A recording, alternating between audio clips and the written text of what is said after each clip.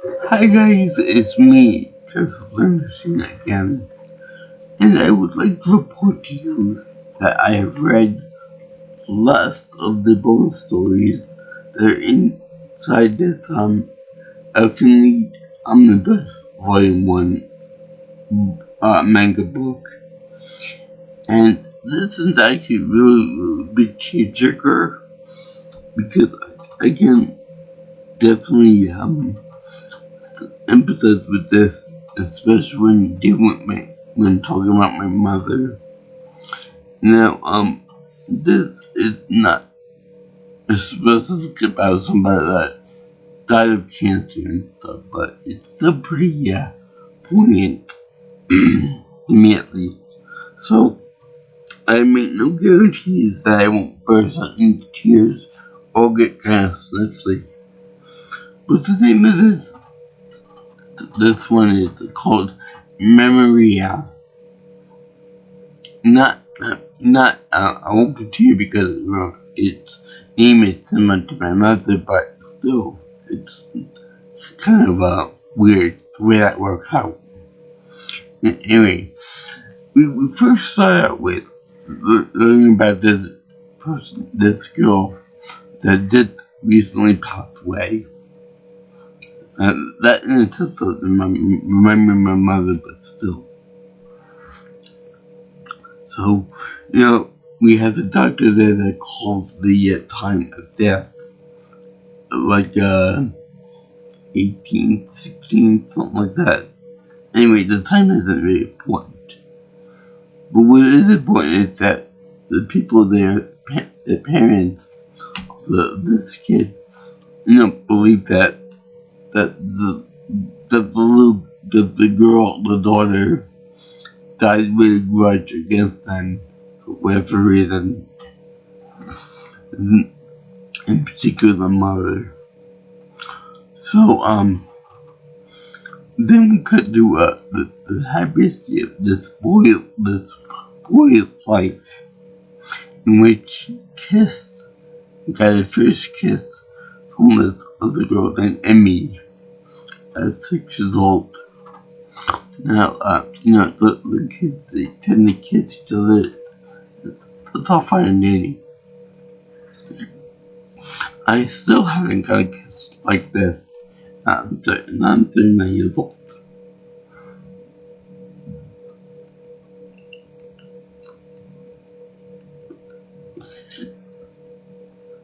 Excuse me. So I would imagine this would be a big deal for both men and women involved. More so the girl, but whatever. So then the kid says, that in the future he wants her to marry him. So that will come into place later on. But then we could do when kids are adults. Like teenagers, like 18, 19, somewhere around that range. And he has a picture of that moment on I think it's a drawer or something like that. So we get a idea that this guy is kind of weird. He's like a loner, and he buys like a silicone doll for 150,000 yen, Japanese yen. So I don't know what the exact conversion rate of that is into American dollars, but I would assume it'd be something like I don't know, maybe $70,000 or maybe $50,000, something along those lines. It's a lot of money. Now I have heard about this. I have heard about people that buy life-size mannequin dolls, and the dolls are more or less like supposed to stand in for women, because the person can't get a woman or a wife or girlfriend or whatever, so they use a doll because the doll can't say no, they can't reject them, they can't call them names, they can't call them, they can't do bad things to the guy. So that's a whole nother psychology thing, but yeah, I have heard of it. It's very creepy. And supposedly this guy has a problem with talking to women and stuff. I guess he must be like a really bashful, really quiet, really to himself and that kind of thing. So anyway, they end up this doll eventually comes to life, and I'm like, okay, I've heard this before, in which a person gets a doll, they come to life in the night or in the dark or something. I believe that it happens when the lights go out for a split second. They've already used this before in the story of Pygmalion. I guess by William Shakespeare, in which a doll comes to life, and I think it's made of plastic or wax or something in the original story, but in this one, it's silicone. But whatever. You can also use this as like an offshoot, a more modern version of, say, the Frankenstein story. When instead of a zombie Hulk monster, you get a hot chick. So it's more closely related to Mrs. Frankenstein, or Mrs. the creature, if you want to be specific about it. And you can also check out to the movie Mannequin, but this takes more of an interesting twist to it.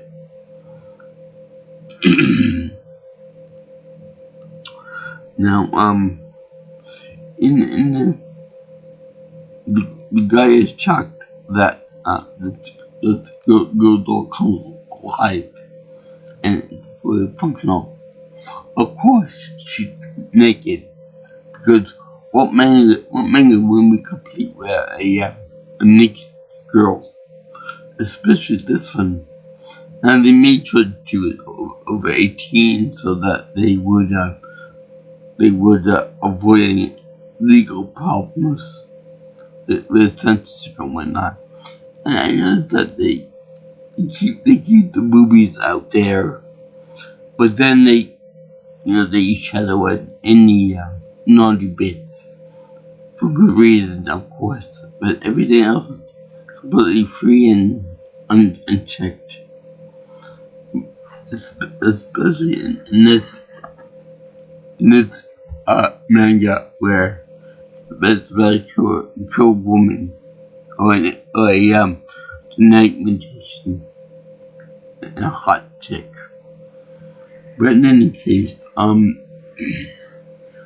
you find out that this girl's name is Emmy, which is kind of coincidental from the girl that he fell in love with in the beginning as kids. And this girl is 18 years old and she wants to cook and clean it for him, and she's really surprised that she's alive as much as he does, as much as he is.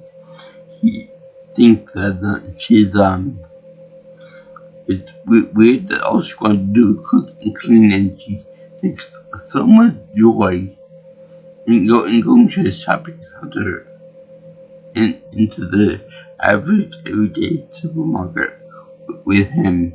It's like, oh, what is this? Can I try that? What's this? Can I have that? To where he says now, were you from the year 1800 that you don't know what the modern stuff is like, or don't you know what the way shopping is like? The store, I go to the store every day. It's not that big of a deal. So she's like, okay, I'm all happy and stuff being with you. Just like and I get that weird idea and vibe out of this too. Like, she's just happy to be with the guy, and it's kind of weird, almost disturbing, because he doesn't have it like with women.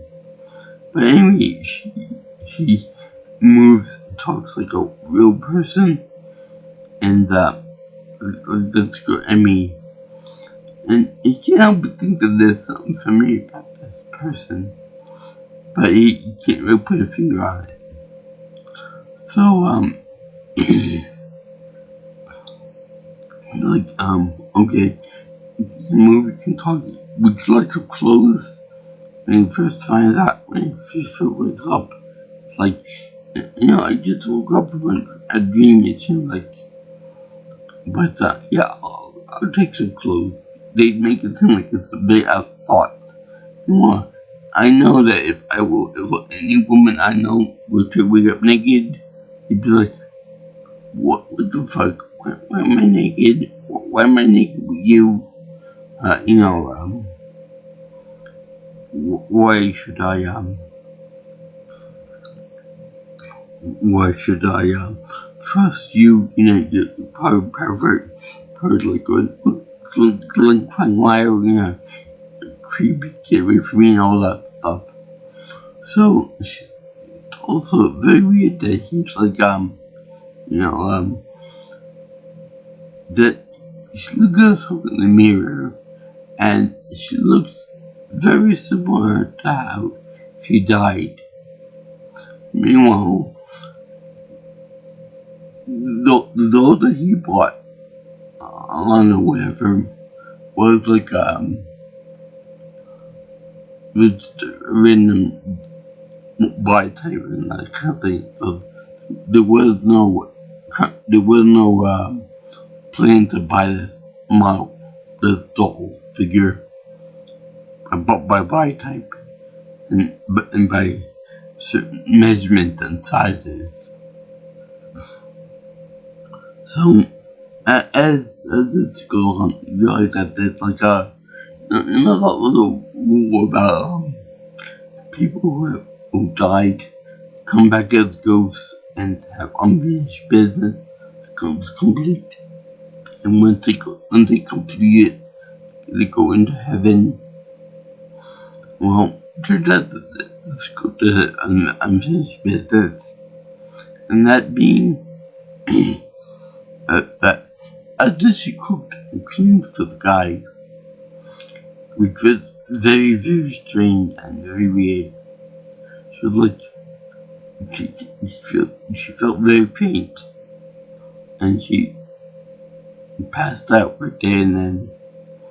And at first, it was a joke, but then she's like, but I feel really tired this time. My soul's leaving my body. We've all had that sensation, right? But this is really true. Her soul does leave her body because she completed her unfinished business. And then her last words were to the guy, you used to love me. So before she kicks the bucket, she said, the guy, can you give me a message for my parents? And she nonchalantly mentioned that she died, and while they were out, the guy said to her, why don't we say hello to your parents? Because you just died, and you came back. It'd be real weird if you didn't say something. So then the girl says, no, that's fine. I was only a burden to them anyway. So we're like, okay, yeah, this is highly weird. But then she makes a meal. She good with chopsticks and whatnot.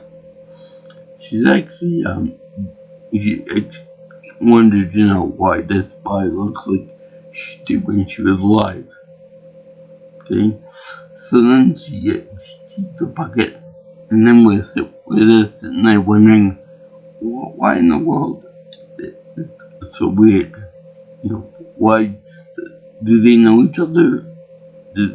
Are they weird? Are they just a coincidence or something? But it turns out that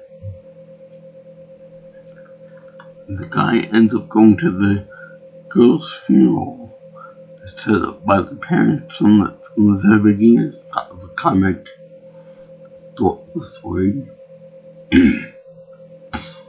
And then the mother said to the guy that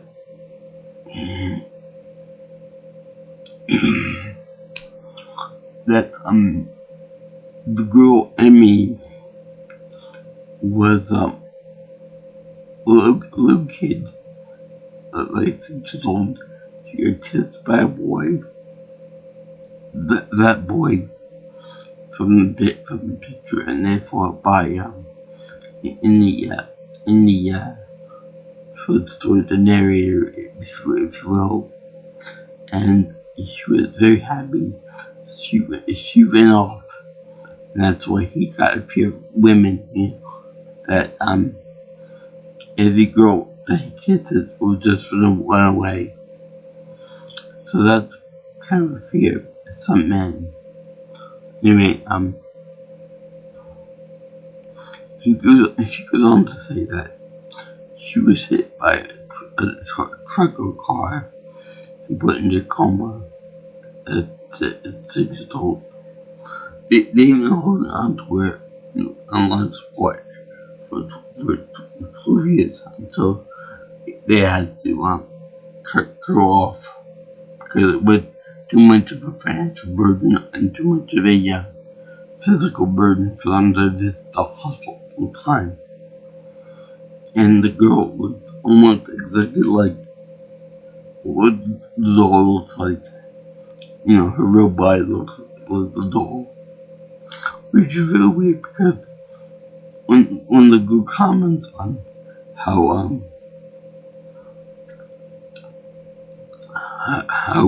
she looked exactly like the doll, how would she know this? No. How would the girl was in a coma for 12 years?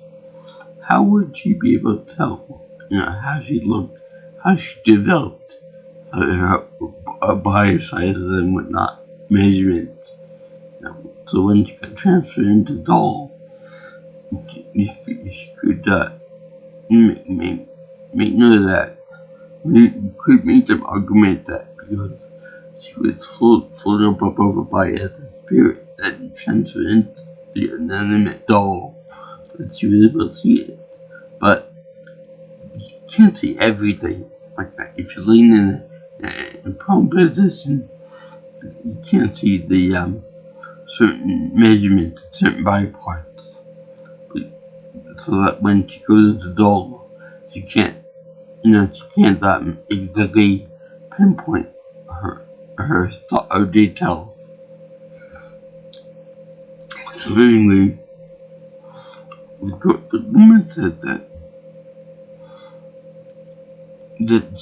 she always had a dream about this boy, and they could think that every time I put the picture of the two people kissing together, that she's happy, she smiles in a coma.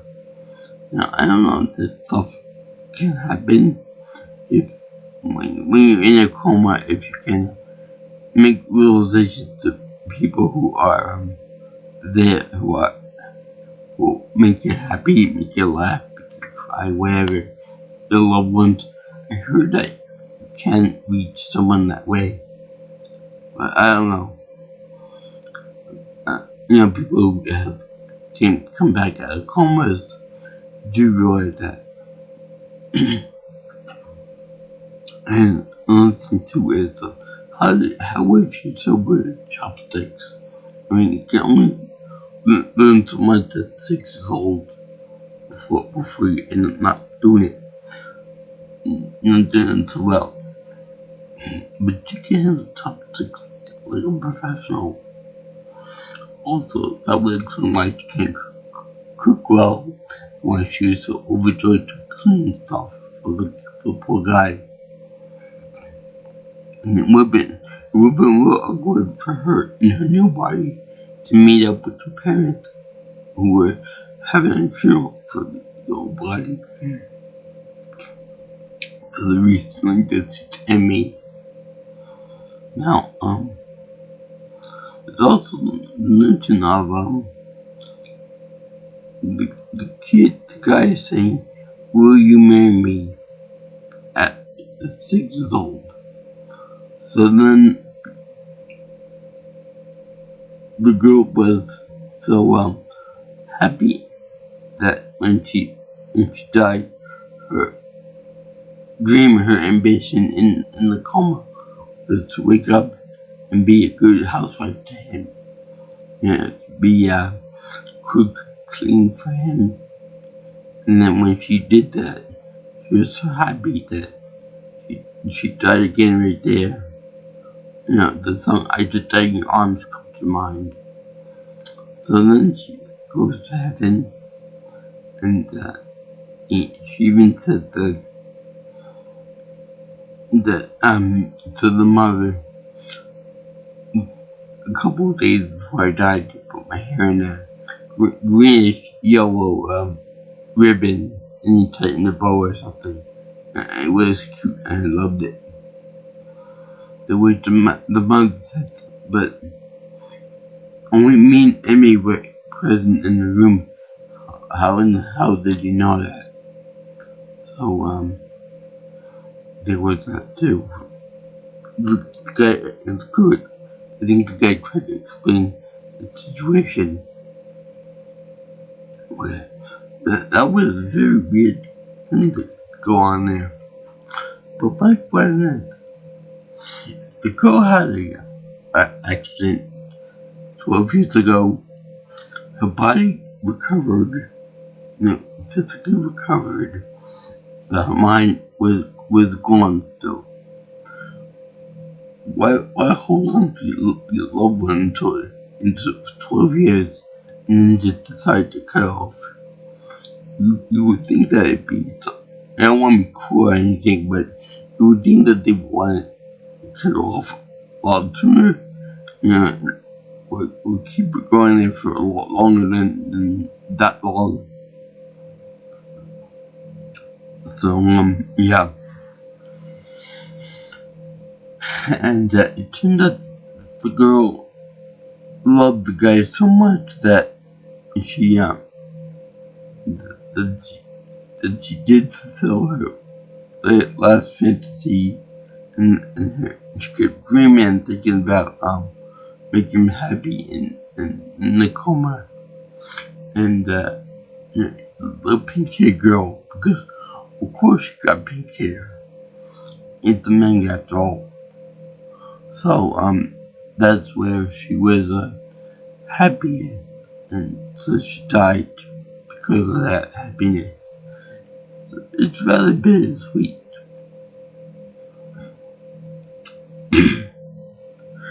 And everyone's freaked out about this, Why did God pick this one person to do this with? Wouldn't it be ultimate if the mother met her in the new body and whatnot? That would have been freaky as well. Could you see the mother fainting at the prospect? Fuck the father. The father is not nowhere to be seen. Except for page 1. Yeah, that's weird. And what's even weirder is that both of the father and the mother are brunettes. So I don't get how the daughter became a pink-haired angel.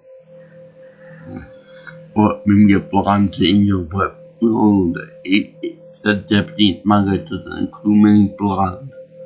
So just pink-haired demons. Let's see, yeah. So the guy promises to not be awkward around women again, to live a happy life. And then he says that that's why she was so hell-bent and so happy about playing a house with him, because she loved him and she wanted to be happy with him as a good housewife. or I should say, as a good housewife. If that were me, I would want to be happy, but I would also want to pursue a career, have some fun, go out with friends and whatnot. Well, I won't like to keep it just myself.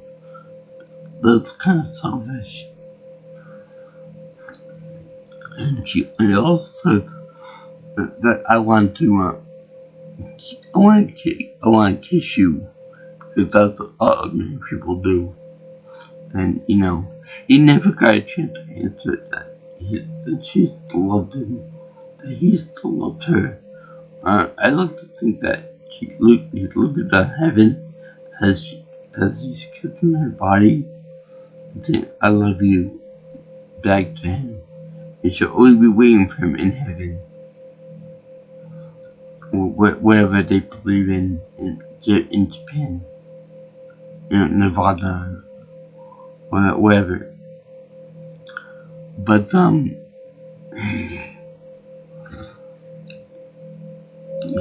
they show him ring over the casket and giving her a nice smooch on the lips.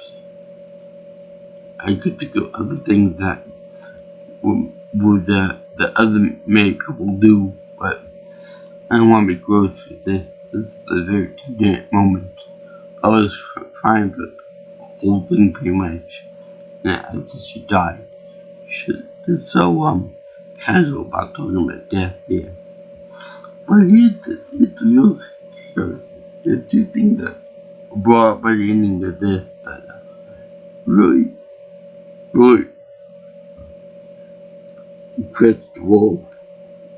Number one, the mother doesn't realize at this point that the daughter's spirit went into the doll, and that the guy communicated with the doll, and that was the boy from the picture.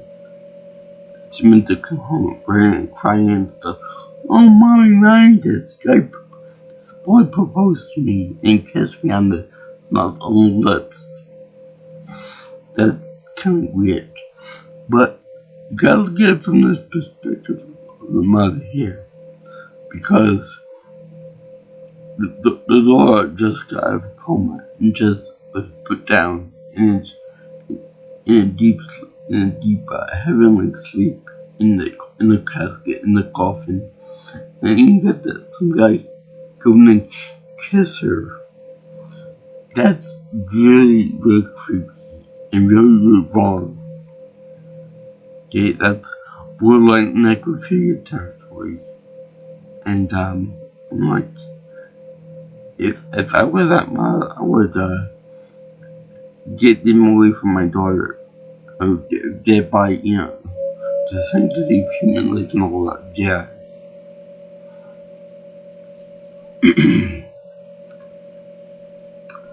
And I'd be horrified at that my daughter's freshly dead body is being kissed upon by a guy.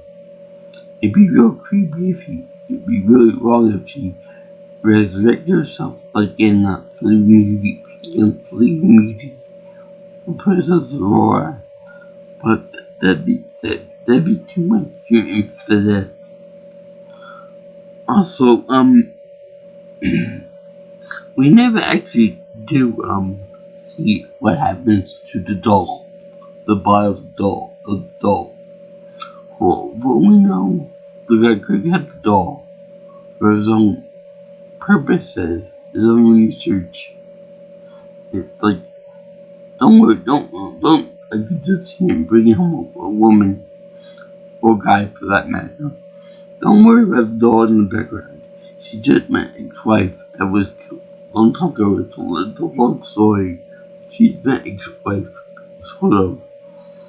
If she told anyone that story, you know that they'd be ready for the house, or whatever the Japanese equivalent to that would be, Mount Fuji, or the ocean, or whatever.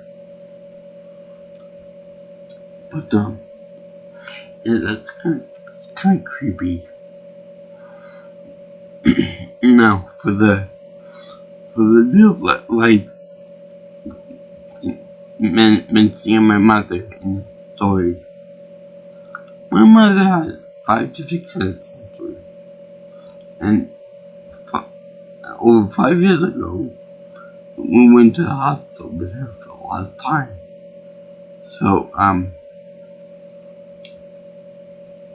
they said that the antibiotics and the medication and whatnot weren't doing anything for her, the impact the cancer anymore. We overdosed her on radiation once, and that made her system fail, pretty much. So, my mother and my father made the horrible decision to take her off the support. I mean, she was in a coma, thank goodness. But it was a wrenching see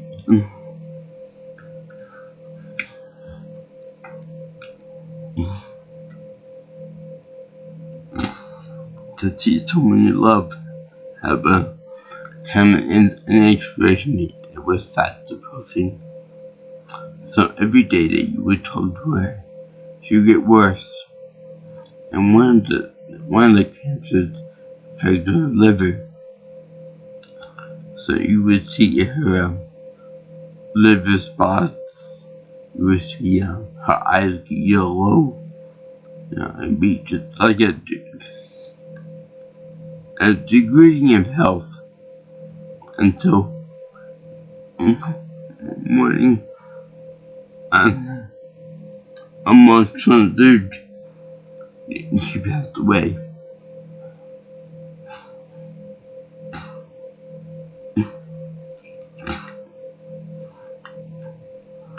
Well, it was more like like they did it in a way to end suffering, and to end her suffering, and they thought make us celebrate, make us celebrate.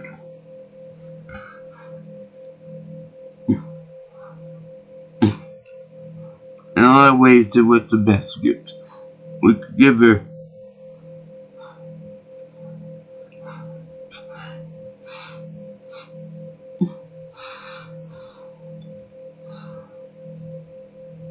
That's the story we have. At least my mother had a choice in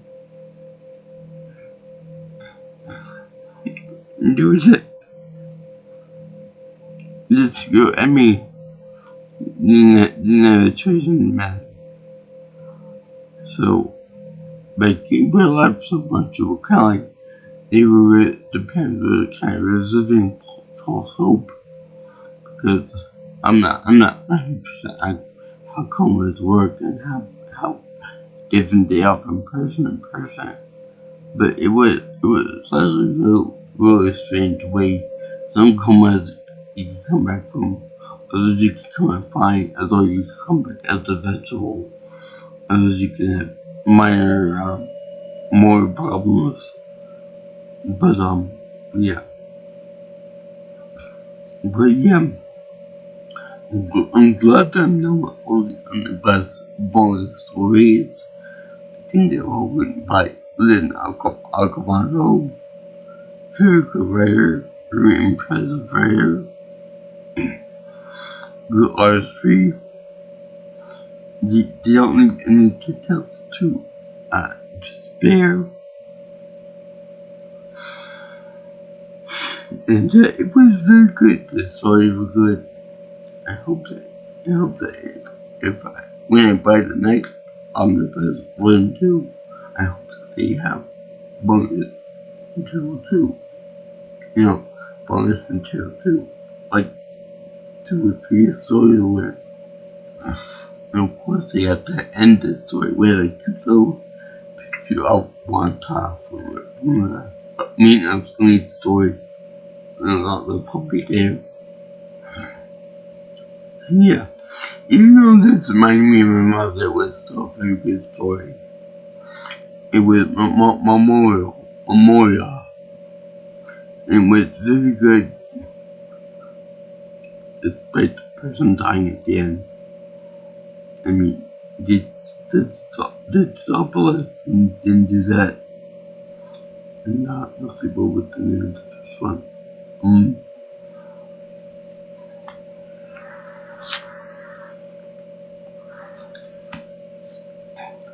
But wait, it's like 650 pages worth of stuff here. And very worth it, if you ask me. Doesn't color like strawberries.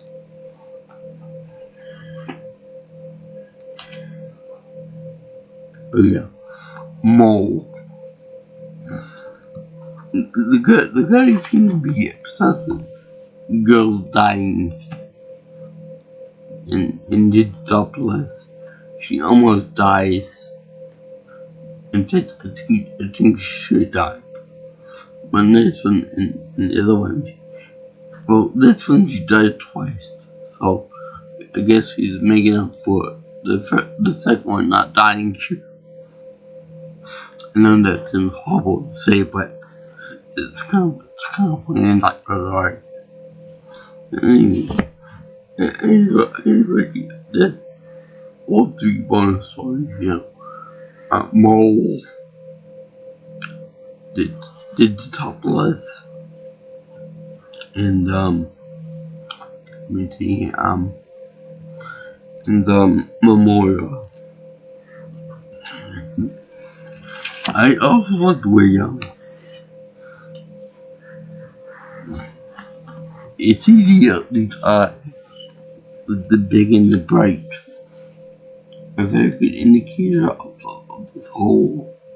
Well, I like the way when Emmy died and her eyes glazed over, like you would expect from a real person, losing the essence of the soul, meaning that the eyes are the window to the soul. I guess the reason why they have big eyes in anime and manga is so they can portray the soulful, the lively, and all that of the jazz. So yeah, I definitely enjoy this. Let's see what my favorite one is. I don't know, I say that this one is by far my favorite. Definitely learned the most emotion, but because of what happened with my mother.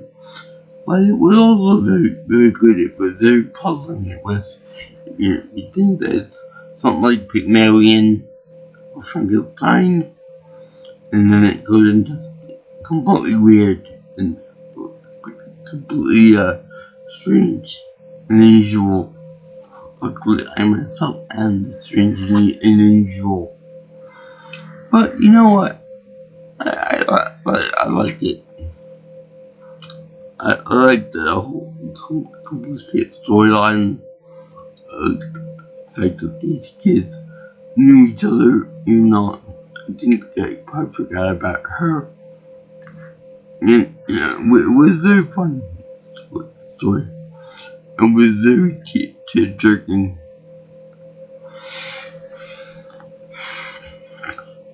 So I thank you for watching my video on Memoria.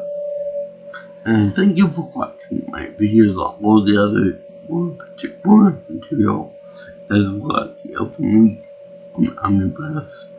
I'll get right back to reading about Dragon Ball manga next time.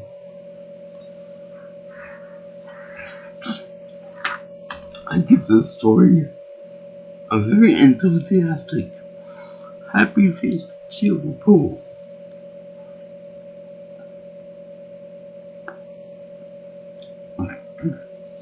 As I do with all the manga stories, with Smeed, with Mole, the top list. And this one, Memoria, it's awesome. Great. Characters are great. The stories are great. Everything is good. Good. Sad though, but good.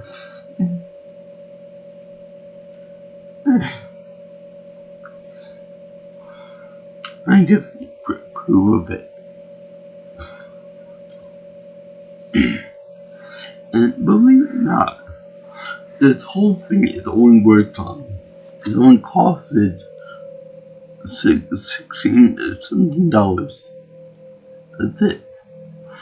So, even though it's covered in pink strawberry frosting, it's definitely not for little kids. Not for little girls either.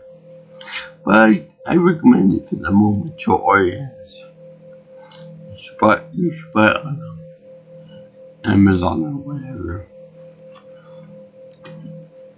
I don't recommend you buy each volume 1 chapter by itself because this thing is like 27 chapters and long sets. If you guys like what you hear in my videos, you know, you like, comment, share my videos, you can subscribe to my channel. Or if you want, you can call me up or text me for future information, future stuff on my other topics. My number is 631-707-3707. And if you want, you can get me on Twitter or X if you prefer, at PMuslimPro. Also, my email is JJ's viewing channel at gmail.com. So I salute all you guys who like manga, who like anime, who like and I go to do this all the time.